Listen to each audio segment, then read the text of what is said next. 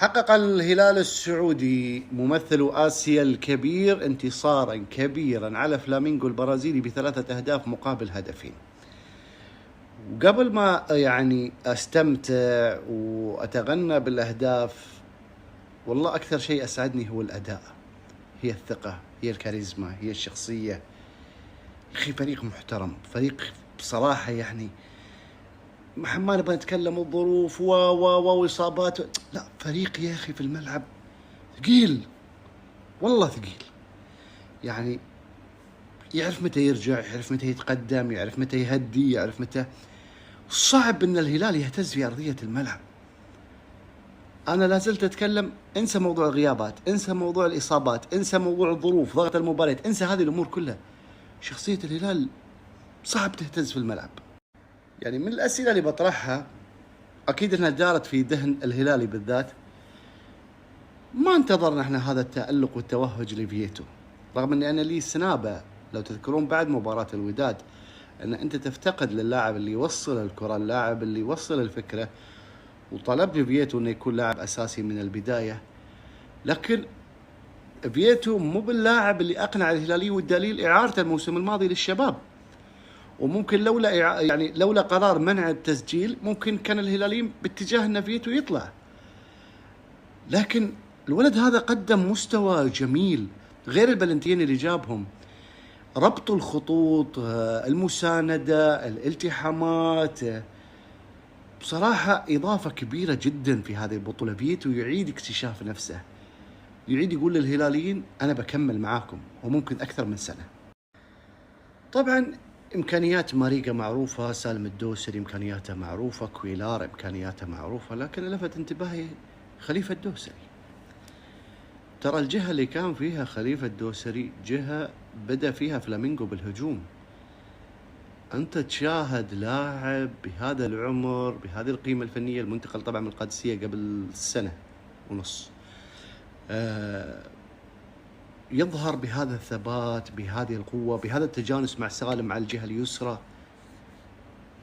يا أخي اختيار ما شاء الله.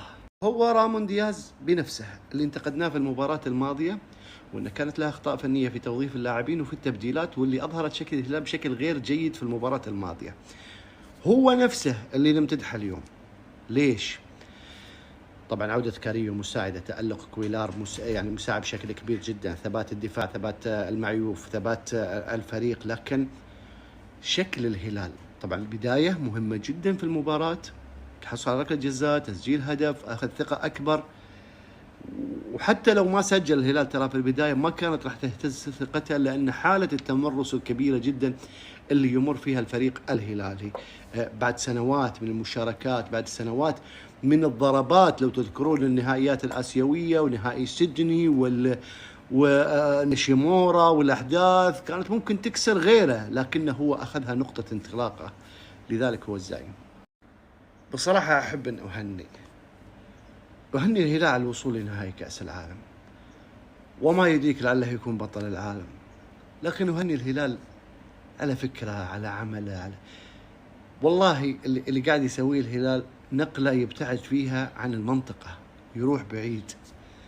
العلامة التجارية، التسويق، الحضور الإعلامي، الزخم، أمور كثيرة جدا. هلال براند، هذه كلمة حق تقال في حق هذا الكيان. أعرف أن هذا الكلام ممكن ما يعجب البعض أو يضايق البعض أو شيء، لكن أنا تعودت على طرح الحيادي، الطرح اللي فيه إنصاف حسب وجهة نظري. هنيئا للهلال بهؤلاء الرجال، هنيئا للهلال بمحبيه وعشاقه، هنيئا للعشاق بهذا الكيان وهذه الإدارة. تكاملتوا. أحد الأخوة رسل لي رسالة، شفتها من ضمن الرسائل اللي موجودة، يقول تغريدتك يا عامر، يقصد فيها إنجاز نادي العين، بيّنت لنا أنك مش فرحان للهلال. يا أخي أول شيء في 3 تغريدات قبلها. أول شيء مباركة للهلال، وقبلها فيها الاحتفال بالهدف الثالث، وتغريدة احتفاء بتأهل الهلال.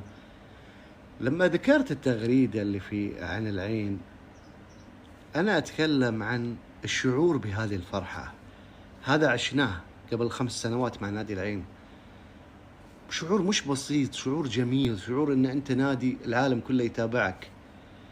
من حقي اني انا احاول اطالب اندية بلدي انهم يرجعون، وبالذات العين، لانه هو اللي طموحه كبير وسقفه كبير، وهو اللي جاب لنا اسيا، وهو اللي جاب لنا وصافة العالم، ومن حقي اني اتعشم عودته. شو يزعل في هالكلام؟ الناس عقول ومذاهب، وكل واحد حسب تفكيره وحسب، خلينا نقول، نيته. بس ابغى اقول لك شيء، ودائما انا احاول اني هذه الخبرات، خبرات السنوات، اني ما اقول اعلمكم، لكن اقول على الاقل اذا احد يقدر يستفيد منها. اليوم الطرح المهني هو الصعب، الطرح الحيادي هو الصعب، كلمة الحق هي الصعبة. التعصب سهل، الإثارة سهلة، الانتماء وإعلان انتماء لنادي وأنك تكسب جماهيرية بالذات في السعودية أمر سهل، لكن نحن نبحث عن الصعب. فأنت تدبر بس وتفكر في هذه الأمور. تمام؟ حياك الله. أيضا من ضمن الأشياء اللي أبغى أرد عنها، مثلا بعد مباراة الوداد والهلال، هذا جانب آخر أيضا لازم أني أذكره. كتبوا لي البعض: وين الحيادية؟ أنت تتكلم عن الهلال ما تكلمت عن الوداد. طبعا أولا شريحة المتابعين الأكبر عندي من السعودية، معرفتي الأكبر بفريق الهلال أكثر من الوداد. رقم اثنين، أنا ما أعلن تعاطفي مع الهلال ضد الوداد أو عربي ضد عربي. حتى اللي قالوا لي وين خليجيتك، ما أنتوا تعرفوني، منتخب الإمارات عندي رقم واحد، ما في أي شيء يجي يعني بالنسبة لي في مسألة منتخبنا، هذا رقم واحد. رقم اثنين، عربي ضد عربي، وين ما كنت وفي أي قناة اشتغلت وفي أي منبر تكلمت أنا محايد، وحديثي بعد المباراة هو حديث فني مش حديث تعاطف. فاللي بالجانب الآخر اللي اعتقدوا أني أنا أكون ضد الوداد مع الهلال، هذا غلطان وعليه يراجع الكلام. هو تحليل فني لمعرفتي بفريق الهلال. ما أصادر آراءكم البعض، ولا أصادر أي انتقاد، ولا أصادر. أنا بإذن الله أني أكون صادق، ممكن أوفق، ممكن لا أوفق، ممكن تغطية تعجبك، ممكن ما تعجبك، ممكن تحس فيها تقصير، ممكن، هذا كله وارد، كله وارد. حتى عتب الإماراتيين عليه كبير جدا، وين تغطية الدوري؟ ما شافوا يمكن السنابة اللي أنا تكلمت فيها أن على الوضع اللي في سوريا وتركيا، واحد ما له نفس الصراحة يتكلم. فأنت تحط عذر، ما تحط عذر، تحط عذر، هذا شيء راجع لك. بس الإنسان اللي أنت شاك في نيته ابعد عنه، لا تتابع، لا تتابع. لكني أنا في نفس الوقت ما أصادر رأيك، انتقدني، انتقد طرحي، اثني عليه إذا أعجبك، مؤيد قول مؤيد، مش مؤيد لا تأيد، عادي جدا. ختاما، في عبارة مترددة بشكل كبير جدا ولا تخفى على أحد: هلال محظوظ. هلال محظوظ، نعم، محظوظ برجاله، محظوظ بالعمل، محظوظ بحسن اختيار اللاعبين، حسن اختيار المدربين، محظوظ. ومحظوظ في بعض المباريات، محظوظ، ومنه ما يبغي الحظ يعني، ما أدري يعني. لكن هل كل عمل الهلال فقط حظ؟ من الإنصاف أن نقول في فريق يقدم كرة قدم في أرضية الملعب بشكل وبشخصية وبهوية. الحظ جزء من الحياة، وما يلقاها إلا الذين صبروا وما يلقاها إلا ذو حظ عظيم، مذكورة في القرآن الكريم.